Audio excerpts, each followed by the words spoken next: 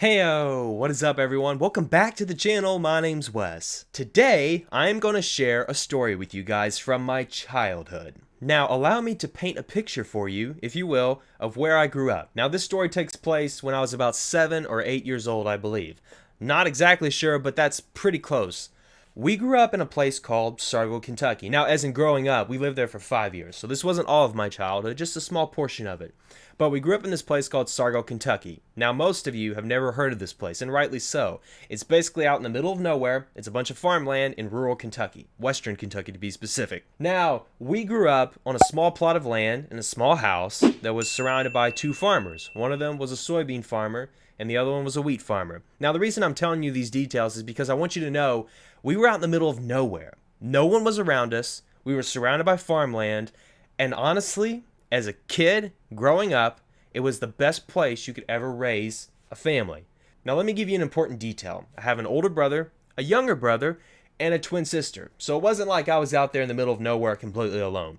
I had my siblings. Now, why was this the best place in the world to grow up as a kid? Well, we could do whatever we wanted to. We could run around the yard barefoot. We could climb trees. We could play hide and seek. We could dig holes. We could just make a mess and get into mischief. We did whatever we want growing up. Now, we didn't really get hurt that often. We did a few times, but that's for another day. Another story for another time. But we could do whatever we wanted to.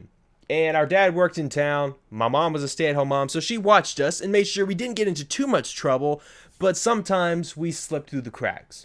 Now, before I get into what we did that was so terrible looking back, let me just shift gears quickly to another important detail that I need to share. Now, most kids my age at that time were watching Disney Channel. You know, shows like, I don't even know what was on Disney Channel back then. Hannah Montana, iCarly was on Nickelodeon, I think. Now, that isn't what we watched. We didn't have cable TV per se. We just watched movies that we checked out from the library. Imagine that. And it was actually on VHS, not even DVD back then. So, what movies did we watch? We watched old Disney movies that came out in the 60s, 70s, 80s, okay? One of the movies in particular that we loved for some reason, now looking back, it wasn't that good of a movie, and it was more for adults, not for kids, but we loved it, needless to say. The movie was called Swiss Family Robinson, and it was actually based off a book. Basically, these British people are traveling to New Guinea. They get shipwrecked on an island. They end up building these elaborate tree houses to live in, and pirates come and want to kill them. Now, in all of this elaborateness, they concocted a very brilliant way to defend themselves against these pirates. One of them was digging holes in the ground and filling it with a tiger. One hole in particular had a tiger in it. So when the people fell through the hole, it was like covered over in branches. When they fell through the hole, the tiger would eat them. We thought this was the most cool thing ever, and it was honestly very gruesome looking back. And actually, this is a real thing. It's called a Malayan man trap. And normally it's not a tiger at the bottom of the pit. It's shaved off sticks, like spears that they put in the bottom of the pit. And when you walk over it and fall through the brush, you get impaled alive. Now that seems pretty morbid, but that is a reality of, long time ago when people did these horrible things. But anyway, the pit idea we loved tremendously. So you know what me and my older brother did? We went outside and dug a huge pit in the ground. Just to give you an idea of how tall it was, at that time I was probably like 4'5". I don't know. How tall is a 7-year-old? Maybe 4.5 feet? Something like that. I got in the pit and I could not see the ground above me. It literally was that tall. It was 4.5 feet deep at least, okay? So this was a serious pit that we dug. It took us all day. I don't know how our mom did not see us digging this pit. We used shovels, like we were in a wheelbarrow to get rid of the dirt. And you know why we got rid of the dirt? Because we wanted to hide it. We didn't want anyone knowing we dug a pit.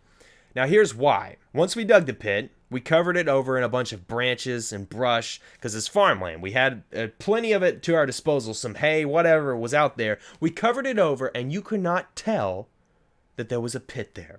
Isn't that horrible? Someone could fall in and die. Oh wait, that's actually what happened. Now, we wanted someone to walk across the pit and fall in. That was our entire goal, okay? Now, that seems pretty terrible, but that's what we wanted to do. So, let me just shift gears really quick and give you another detail that's important to the story. Our sister, bless her soul, we excluded from a lot of our activities. I don't know why we did that. It's just what boys do to girls. It's not very fair, but maybe it was best for her protection because we weren't the best behaved kids and we were really wild and we ended up getting injured a lot. So we didn't include her in a lot of things, but this pit idea, we wanted to include her. So here's what we did. We built a fort on the opposite side of the pit out of cardboard. And it was actually pretty awesome. So what we did was, after we built this fort, so we dug the pit, covered it over, then we built this elaborate cardboard box fort that was awesome. The whole reason for constructing the fort is we went to our sister and said, hey, you want to be part of our club? We're meeting in a fort over there at the end of the yard. And obviously, my sister was very excited to be part of her brother's schemes and activities and clubs. So she jumped on the opportunity and said yes, without hesitation, which was unfortunately her undoing. So basically we said, hey, you have to go across that pit. We didn't say pit. I shouldn't say it. We said you have to go across that path to get to the fort. And obviously the pit was right in front of the fort.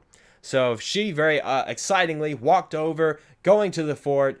My brother was on towards her side, so to convince her that, hey, there's nothing sketchy about this. I'm walking right with you. And as soon as we got towards the pit, we moved to the side, and she fell straight into the pit. I just remember seeing her walk, and boom, she was gone.